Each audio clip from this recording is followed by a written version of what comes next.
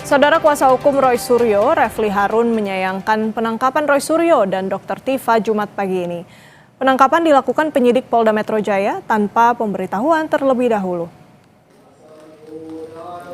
Tim kuasa hukum memprotes keras penangkapan Dr. Tifa dan Roy pagi ini. Refli bilang, Dr. Tifa dan Roy Suryo selalu kooperatif dalam proses penyidikan kasus dugaan pencemaran nama baik atas tudingan ijazah palsu Presiden ke-7 Republik Indonesia Joko Widodo. Penangkapan tanpa pemberitahuan ini sangat disayangkan. Hingga kini polisi belum memberikan keterangan kepada kuasa hukum terkait latar belakang dari penangkapan ini. Roy Suryo dan Dr. Tifa kini tengah berada di Subdit Keamanan Negara, Direktorat Reserse Kriminal Umum Polda Metro Jaya. Mas Roy gimana? Ayo, masuk lagi ke dalam Pak, masuk lagi ke dalam. Kasus tudingan ijazah palsu yang menyeret Roy Suryo bermula dari gugatan yang diajukan bersama sejumlah rekannya terhadap Presiden ke-7 Republik Indonesia Joko Widodo. Mereka menuding ketidakaslian dokumen pendidikan yang digunakan dalam pencalonan presiden yang kemudian memicu polemik. Namun situasi berbalik setelah Roy Suryo justru ditetapkan sebagai tersangka atas dugaan penyebaran informasi bohong atau hoaks. Laporan dilayangkan oleh sejumlah pihak yang menilai tudingan itu menimbulkan kegaduhan publik dan melanggar Undang-Undang ITE. Hingga kini proses hukum masih berjalan disertai upaya hukum dari pihak Roy Suryo, termasuk permohonan penghentian penyidikan.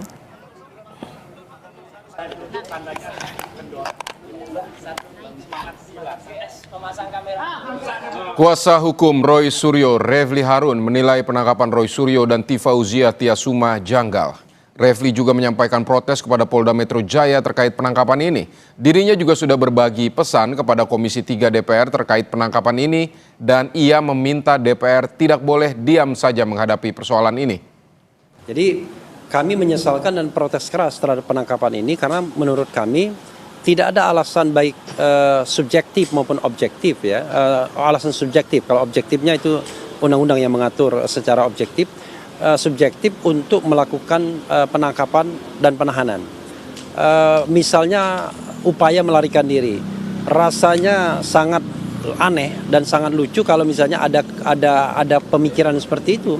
Karena klien kami ini sudah mengalami wajib lapor 30 kali, mungkin hampir 30 kali sejak ditetapkan sebagai tersangka dan diperiksa pada tanggal 13 November 2025. Tersangkanya 7 November, kemudian diperiksa 13 November, kemudian menjalani wajib lapor hingga hari ini ya, itu sudah hampir 30 kali sehingga tidak ada alasan untuk mengatakan bahwa dikhawatirkan atau berupaya untuk melarikan diri. Misalnya juga dikatakan berupaya menghilangkan barang bukti apa ya? Kan ini kan soal yang sebenarnya sederhana saja. Ada pernyataan, ada statement terhadap ijazah yang diduga palsu dan saya kira proses pembuktiannya harus fair, harus transparan, akuntabel dan lain sebagainya. Kami tentu akan melakukan langkah-langkah. Nah, salah satu langkah yang sudah saya pribadi lakukan dan juga teman-teman adalah menghubungi pihak-pihak yang otoritatif. Kami sudah menghubungi Ketua Komisi 3 DPR RI agar mereka menegur, melakukan pengawasan terhadap Polda Metro Jaya. Karena itu wilayah pengawasan mereka sebagai fungsi pengawasan Dewan Perwakilan Rakyat. DPR tidak boleh diam saja menghadapi soal ini. Sekali lagi, ini adalah ranah konstitusional hak warga negara untuk berserikat, berkumpul, mengeluarkan pendapat baik secara lisan dan tulisan. Sementara kuasa hukum Roy lainnya, Ahmad Kosinudin, menyampaikan penangkapan kliennya merupakan abuse of power karena ada mekanisme penyalahgunaan wewenang. Ia bilang penangkapan ini untuk menekan kliennya dengan praktik yang brutal. Penangkapan Roy Suryo Noto di Projo ini adalah abuse of power karena ada mekanisme penggunaan wewenang atau power yang lain melalui upaya pemanggilan, tetapi itu tidak dilakukan oleh penyidik. Penyidik bypass langsung melakukan upaya paksa dengan melakukan penangkapan. Lalu kalau undang-undang yang baru diubah yang oleh DPR ini dinarasikan akan memberikan keadilan, akan memberikan kepastian, lebih humanis, tapi praktiknya brutal. Praktiknya tidak bermoral, bahkan mau masuk ke ruang privasi Pak Roy.